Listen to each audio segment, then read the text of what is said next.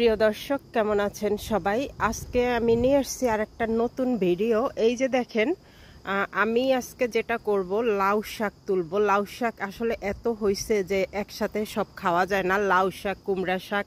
তো আমি যেটা করব, এটা আমি ফ্রোজেন করে রাখবো, যেটা ভাগ্নিরা করে। ওদের বাসায় প্রচুর পরিমাণে লাউ শাক আর কুমড়া শাক হয়েছে।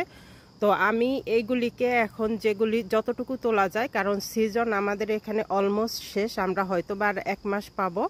তো পাতাগুলি আসলে অনেক বড় হয়ে যাচ্ছে আর একটু বয়স হয়ে যাচ্ছে, যার জন্য আমি এখন কিছু কচি কচি পাতা তুলে এগুলিকে আমি ফ্রোজেন করে রাখবো।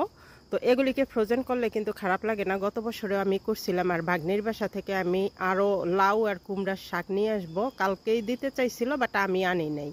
তো আজকে আমি যেটা করব, আমার বাগান থেকে তুলবো। আর দেখেন, এখন যাওয়ার সময় হয়ে গেছে, এখন দুনিয়ার লাউয়ের মানে আসছে, কুড়ি আসছে। এখন আমি কি করব বলেন? যাই হোক, শাক তো আমাকে তুলতেই হবে, কারণ আরেকটু শীত পড়লে এগুলি থাকবে না। খুব বেশি শাক তুলতে পারি নাই, অল্প কিছু তুলছি, কারণ হচ্ছে পাতাগুলি মরে গেছে, বেশ কিছু পাতা মরে গেছে। তো যার জন্য ওগুলি আমি কেটে কেটে ফেলে দিছি।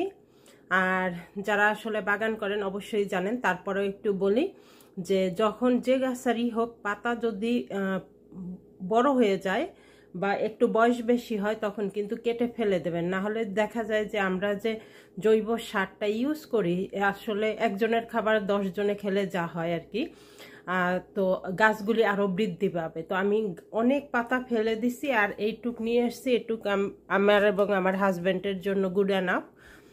তো এটাকে আমি কিভাবে প্রসেস করি সেটাই আমি আপনাদের সাথে শেয়ার করব। আমি কেটে নেওয়ার পরে, আগে ধুইছি, ধোয়ার পরে আমি সবগুলি কেটে নিছি। এই যে দেখেন, এইটুক হইছে। তো এটাকে এখন আমি যেটা করব, ফ্রাই প্যানের মধ্যে দিয়ে একটু সময় ঢেকে দেব। ঢেকে দেওয়ার পরে যখন একটু নরম হবে, তখন আমি এটাকে তুলে নেব। আমি সেটাও আপনাদের সাথে শেয়ার করতেছি। এখন আমি যেটা করব, এই যে ফ্রাই প্যানের মধ্যে দিয়ে দেবো। এখানে কিন্তু আমি তেল ঠেল কোনো কিছুই দিব না, শুধু এটাকে আমি একটু নরম করে নেব। আমি কিন্তু এরকম তাজা তাজা রাখবো না। আর তারপরে আমি এটাকে জিপলকে রেখে দেব। আমি এটাকে একটু সময় কাভার করব। কাভার করলে যেটা হবে, একটু পানি বের হবে, কিন্তু ওই পানিটা আমার রাখা যাবে না, সেটাকেও আমার একেবারে ড্রাই করে নিতে হবে। এই যে হচ্ছে দেখেন, আমি এখন কি করছি, একেবারে মানে সবুজটাও নাই, আবার একেবারে সিদ্ধ করি নেই। এখানে দেখেন কোনো পানি নেই। তো এই অবস্থায় এখন আমি ফ্রাই প্যান থেকে অন্য একটা পাত্রে নিয়ে নেব ঠান্ডা করার জন্য। তারপরে ঠান্ডা হলে এটাকে আমি জিপলকে করে তারপরে আমি রেখে দেব। তো এইভাবে আসলে আমি শাকগুলি সংরক্ষণ করি।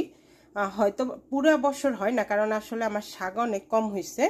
তো যাই হোক, যতটুকু করা যায়, যতটুকু সেভ করা যায়। তো ঠিক আছে, ভালো থাকবেন। ভিডিওটি ভালো লাগলে লাইক শেয়ার করার অনুরোধ রইল। ভালো থাকবেন সবাই।